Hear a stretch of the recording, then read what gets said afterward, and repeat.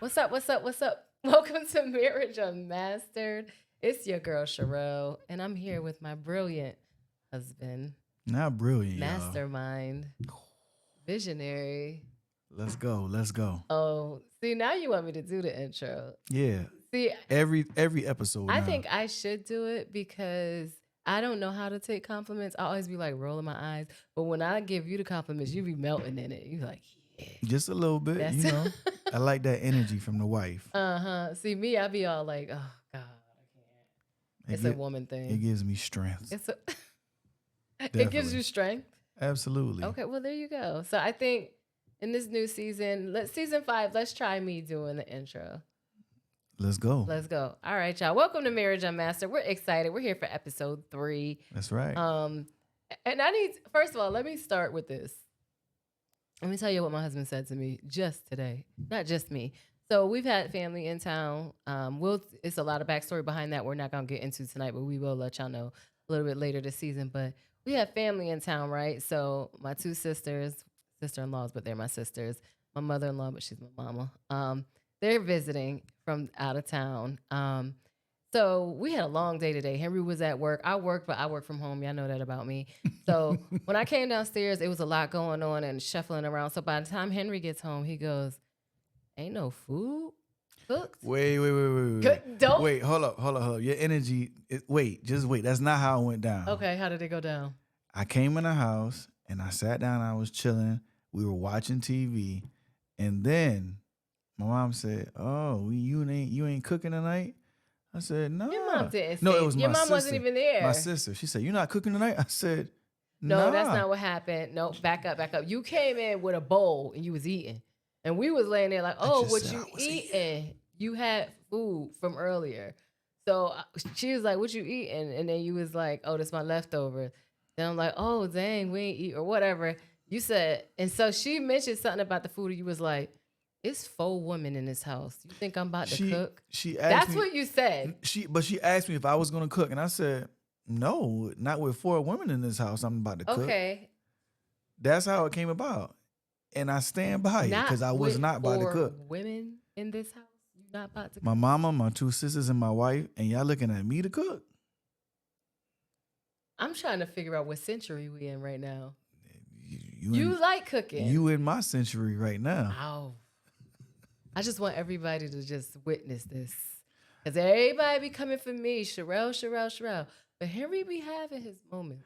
I may have my moments. However, the ratio wasn't adding up 4 to 1. What do that got to do with cooking? So what you're saying is women should be the ones cooking. If they're available to cook, I agree with that statement. You were also available to cook, though. No, I was not. I just got home from work. I was working all day. I had just come downstairs. When I got home, you was chilling with everybody. Because I don't have to commute. So you while you were commuting, I was logging off and walking down the stairs. And that's my problem. That's not my problem, y'all. I just want everybody to witness this nonsense. Because everybody be thinking it's me. I get dragged so much.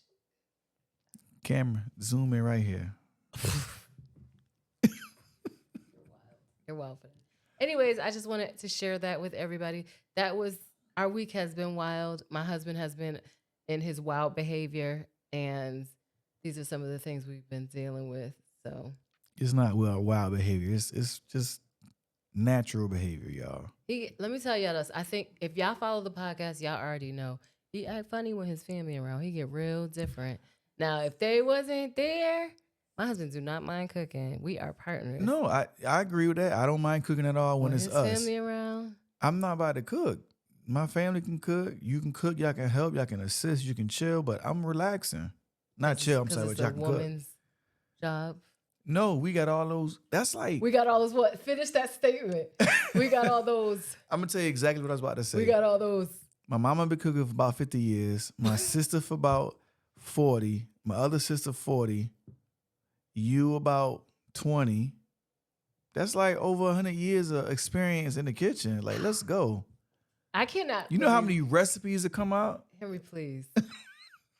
Please. Little old me, I got about Little old 10 years You're 100. of survival mode cooking. Okay. Like, not big fan. Survival mode cooking. Yeah, like po' boy Mr. sandwich. Chef Boyardee is now talking about survival mode cooking. I'm over it. So over it. You shouldn't be over it. I am. So let's move on. All All right. right, go ahead. Yeah. Next topic. So really, besides the gross negligence on his comment, Gross negligence. that was gross negligence for sure. What are you, a lawyer now? Honestly, I really should have been a lawyer because I win every argument with you. I'm typically right. I do like to read. And I don't try to win an argument. I just like to debate at times. Your debating skills need work. What? Your debating skills need crazy work. So we're so off topic. So here we go. So what we've been talking about is intimacy, right? So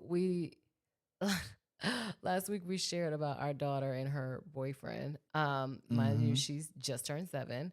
And we were all excited about the fact that, her definition of intimacy had nothing to do with like kissing or touching or anything. And if we recall what that definition was, it consisted of 3 things. It was protection, it was encouragement, and it was communication. Yep. So like just taking it back to this whole, like what we look for when we are looking for a spouse or mate or partner or whatever, like, are we thinking about those things? Are we thinking about, if I fall, this person is going to help me back up. If I'm in danger, this person is going to protect me, and we can communicate well. Like, are those the things that we're looking for in a relationship? Okay, so let me ask you this question. When we started dating, what was it that made you say, okay, he can communicate with me, or he knows how to talk to me? Was there something specific, or just in general over time? I mean, specifically the fact that we only communicated via internet and phone for like the first 3 months of our relationship. So I think the first and only thing we really had was communication. And had we not had that, there would have been nothing, right? So our situation is a little bit unique. And it's interesting because we kind of live in this internet generation, and a lot of relationships are starting that way. And funny thing is, like, we only really follow positive couples, but the ones that said they met online, like they, at least for the cameras, seem to have very good communication in their relationship. And it's interestingly enough, it's because that's how they started. Their base was, we got to text, we got to DM, or we got to talk on the phone for a long time. I was looking at the pictures. Okay. In the video, like, I be trying to give you the benefit of the doubt. I'm just being real. That I seen them pictures. Remember that peach dress? Okay. So, but beyond the pictures, you had to. So let's not see. This is what I mean about him. This is what I mean about my husband. Like, he probably is being honest about 100% honest right there.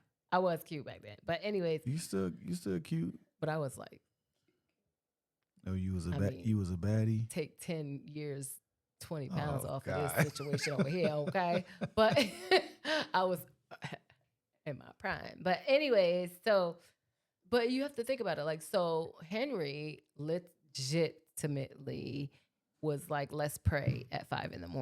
Like, this is before we even met face to face. So when we're talking about communication, it was like levels to our communication. Like when we first started speaking, it was literally only through DMs, right? Yep. And then that evolved, and then it was like, guess my phone number, which oddly enough, he actually guessed the last number of my phone number.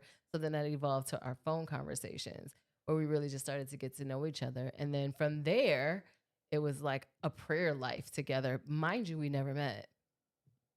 I only had the pictures of her online, and just those minor conversations. At first, it's just the messages, and I was like waiting to hear what you see what you that wrote. waiting game was so it was crazy. Butterflies all day. But like, even keep it real, for me as a man, I knew that I had to change the way I was communicating with women. Go ahead, go. You don't mess up my No, thought because I'm I was agreeing about to. with you. Oh, okay, I was Go. flowing. I had to change the way that I was communicating with women because coming up, you're learning to like sow your royal oats, master the world So you were sowing oats. and calm down, I'm just and conquering the land, right? you was conquering and sowing Yo, oats. just chill. Let me. I'm just trying to figure out what are you I'm saying. cooking right now. Let me cook, okay? But like, you said like it's too many women in the house to be cooking, so you was conquering and sowing oats. with what I'm just please be quiet. Just give me about 30 seconds. You Sherrod. got 30 seconds, 30 to seconds. fix it. So anyway, Fix I it, had to Jesus. change the way I was as a man. Like I think naturally a man, the way they are taught to be hunters and to be killers and to oh yeah, absolutely. I said and like fix it. You're digging. no, because I want people to understand like this is real. When you raise in a certain environment and as a man, you're like traits are like instilled in you how to do things a certain way. And that stays with you even with dating women and even in some marriages. And so when I matured and I had to realize like I can't do better and I can't get a wife if I'm gonna keep acting the way I'm acting. And I had to make that change with inside of myself. Now some people do it, some people don't. Some people get that dog in them. Like, don't get confused. So you're saying you had to do some self-growth. Absolutely. Okay. I had to. So you had to shut off the chasing and the hunting. No, I still hunted you and I still chased you. But like I couldn't just hunt for sport. Just me, not for for sport. Oh my gosh, you about No, to, because I'm just you the about to- words you that about you're to- using are blowing my mind. No, like men are taught to like hunt for sport. You know what I'm saying? So like But when I you had go to hunt. fishing, you'll catch a fish, and then once you catch it, you throw it back. That's it. That's what fishing. Yeah, I guess so. But like for marriage, I didn't want to throw it back. I want to keep it. So I had to. Jesus. Yo, shut up, Shireal. I'm just like listening to you. I mean, you know me. It's We almost digress. So yeah. this is all about communication, right? The whole point is I'm trying to do my best, y'all. the whole point is he hunted and he chased and he caught me, right? So through that, though, what we find is there was this evolution in our communication. And so 11 years, almost 11 years later, our communication has evolved and is in continuous evolving. Absolutely. Mode, right? So like I think the thing we need to understand is in your relationship, like let's use our 7-year-old daughter and her boyfriend. I can't believe I'm saying this. Hey. But their communication right now is legit. Like, what fruit do you got on Roblox, right? Like that's the important topic of conversation. Oh, you got the blast fruit or whatever. That's what's important to them, right? But in 5 years, it's probably gonna be. Well, I will hope their conversation will evolve, right? And so the same thing within marriage. Knowing her is going to evolve. Well, we know her, but same thing in marriage, right? Like year after year, your communication should be evolving. So perfect example, Henry and I have been married so long, it's to the point where we can almost, I don't want to say read each other's minds, but we know we know where something is going. Like if Henry comes in a certain way and he's speaking about a topic that we readily speak about, I can finish his sentence and vice versa. Yeah. But that's like an evolution of communication, right? We've been around each other, we with each other all day, like, and then there's this like when we start bringing intimacy into these conversations. Perfect example, and I feel like a lot has happened this week that I could just talk about. When he came in the house today, he kind of snuggled up with me and was like, "I can't wait to cuddle with you tonight." That's an evolution of communication, right? Because like you have to think about when you first start dating someone or you're in a relationship. Do you remember kind of being nervous about expressing what you wanted out of them? You know what I mean? Absolutely. But it's like now we're at a place where what you want, you can just say comfortably and you won't feel under any type of, stress or nerves. Yeah. And I explained that. I said that to you and I was comfortable saying like, I can't wait to cuddle, right? Because I would say like in marriages, the opinion is the standard, I guess, is, you go and you kind of taking them to Pound Town. Yeah, you're excited. You know, like I'm sorry, y'all. Town? You're enjoying your spouse, right? Intimately. But then when that digresses, or if it's not available, you look for other things. And so it's like cuddling is one. And for me, what's my love language like? Touch. Yes. So I need to like touch you. I need to touch. Mine. I need to touch my wife, right? Okay. And that's why I said, like, I can't wait to cuddle. Like, I just need to touch you to feel like, all right, good. Mm-hmm. I'm good. And I think that's interesting too, like knowing your spouse's love language, right? That's a level of intimacy. Like my affection is not my love language, but I know it is his. So therefore, even though it's not mine, I have to kind of adjust to make sure that I'm still meeting his needs because he is my husband. I need to make sure I'm like not totally shutting down every time he touches me and I'm not in the mood. Because I'll say like 70% of the time I don't want to be touched. However, like, you know, especially throughout the years, I've had to kind of grow and pray, like, Lord, help me be okay with this because I'm just not like an affectionate, touchy person. That's a new topic right there. Adjust to meet your spouse's needs. Like, you know what I hate? I hate when people say, I shouldn't have to change for who I am to be with you. That is the most asinine statement ever. Especially if you're talking about you want to be married. Like, you will have to change. Mm-hmm. First of all, you will have to almost like melt who you are to merge with someone else. Like, marriage is not you have to. for punks. That's the cow. You sound like Pastor Cow. Like, married at first sight. Married at first sight. For real. Like, you will. Like, I'm sorry to break it to those you single out there who's wants to claim. I'm gonna say claim you want to be married, and then make statements like I shouldn't have to change who I am. Then you should not get married. Don't do it. Don't do it. Because and not if you want a successful marriage, you will have to adjust. And I'm not saying you will have to lose yourself. Actually, the adjusting should enhance who you are. Like, you and your partner should like make each other better as one. But you know what? Let me come from a different angle. I don't think it's a problem losing yourself and losing who you are because you develop into someone new that you never knew. You was like, I like this me. So then it's not losing, though. It's enhancing, not losing yourself. I only say use the word losing because that old person who you were, what you thought you would like or what you would do, that's different. It's not going to be there no more. But I agree. Yeah. No, yeah, I get it from both sides. I get it from both sides. There's nothing wrong with that. I think the point is, and through and through, there's evolution that happens, right? Through and through, there's evolution. Sound like an old church hymn. Through and through. Nah. So we have to like anticipate that, expect it, and really, I think almost like look forward to it. Like, look forward to the person that you're going to become. Look forward to this power unit that you're going to create. Look forward to the partnership. The partnership is unmatched if you have the right partner. If you have the right partner, the partnership is unmatched. So it's like you get to do more, be more, get more, go further because of the partnership. So it's like, and I'm using these words because you have to be so selective when you choose your partner. And I'll never forget, like, my mom, my aunts, like, old school, be careful who you have babies with. That is like the best advice I ever got in my life. And thankfully, like, and I didn't listen to everybody's advice. Why so? Because, like, if you don't have a true partner in the person that you have a baby with, not just that, right? That's just like the icing on the cake, honestly. It's like, if you don't know who that person is, that your child is going to get those traits that you, and if you think about it, what do I say to you all the time?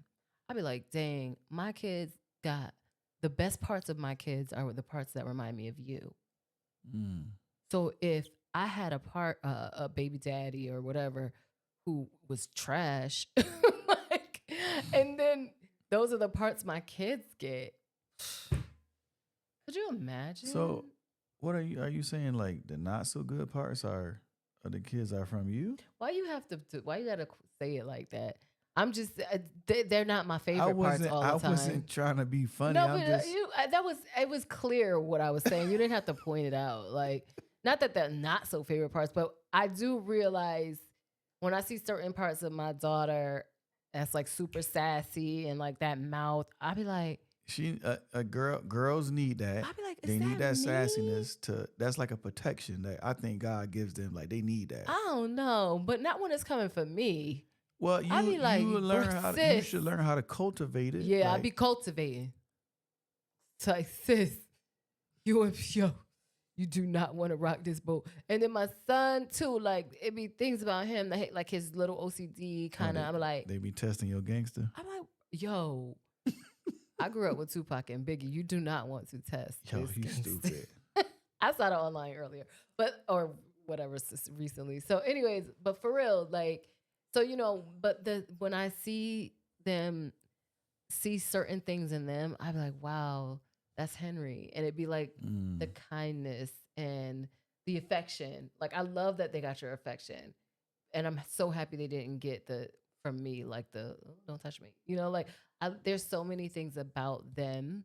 I think they that got are it. you. They got it. They use it against each other. They use it against me. I To be each wanting his to own. fight these kids. Tomatoes.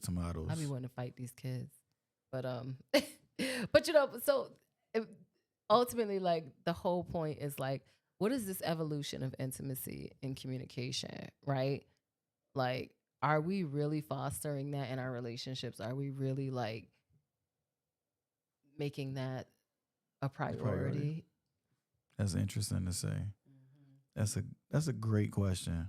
It is. I don't think many people know what they're doing in their relationships when it doesn't have any goals attached to it. Yeah, it's like you have to put a plan around your relationship the same way you have to put a plan around your business goals or. Yeah, because I think once we started saying like, what do we want for our family? Mm-hmm. Like, where do we want to be in a couple of years? How do we want to, I don't know, build our savings or do things with our kids? And I think you and I, once we begin to do that, our marriage grew. Yeah. Because we wanted more for each other. Yeah. For our kids and for us together and like individually. And there was a blueprint that we kind of put down to follow. Yeah. Not saying it was easy because it was definitely tough. No, it's never easy. I don't even like to use that word. I didn't like the way you said that. It's never easy. It's never easy.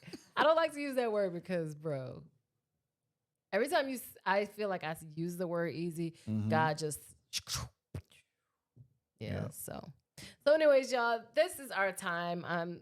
Thank you again for joining us for another episode of Marriage Unmastered. As you can see, we're really, really honing in this season on levels of intimacy, communication, because these are the things that we have found have made our relationship successful. So we just want to chat about that with y'all. All right. So until next week, think about it. Email us. We want to hear from you.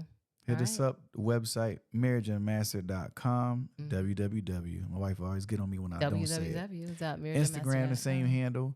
YouTube, same handle. You'll see us. You'll see it in the credits, y'all. Just Google us. We out here.